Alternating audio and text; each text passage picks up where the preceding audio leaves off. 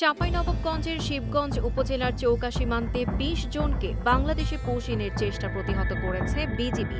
শুক্রবার রাতে ২০ জনকে পৌঁছিনের চেষ্টা করে বিএসএফ। তবে বিজিবির বাধার মুখে তারা সীমান্তের নো ম্যানস ল্যান্ডে ভারতীয় অংশে অবস্থান করছেন। লাইফে কোনো কিছুর গ্যারান্টি নাই, তাই ইন্স্যুরেন্স করুন সিটি ব্যাংকে, কারণ ইন্স্যুরেন্স করলে সিটিতে সুরক্ষা পাবেন নিশ্চিন্তে।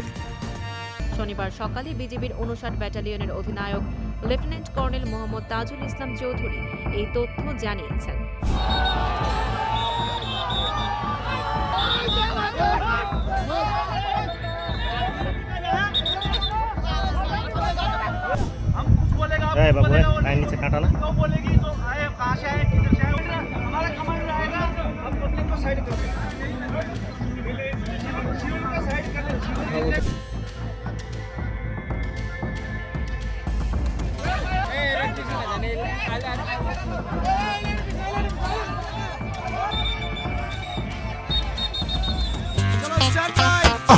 সরি।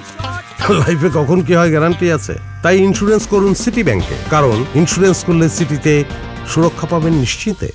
বিজিবি ও স্থানীয়রা জানান, শুক্রবার গভীর রাতে চৌকা সীমান্ত দিয়ে ওই ২০ জনকে পুশিনের চেষ্টা করে বিএসএফ। এদের মধ্যে ১১ জন নারী, ৪ জন শিশু ও ৫ জন পুরুষ। বিজিবি বিষয়টি টের পেয়ে তাদের বাংলাদেশে আসতে বাধা দেয়। বিজিবির বাধার মুখে তারা সীমান্তের নো ম্যানস ল্যান্ডের ভারতীয় অংশে অবস্থান নেয়।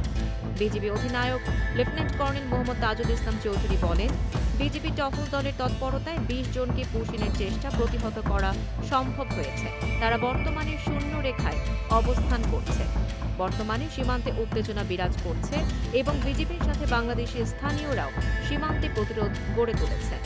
Tanjiba Nowrin, face the people.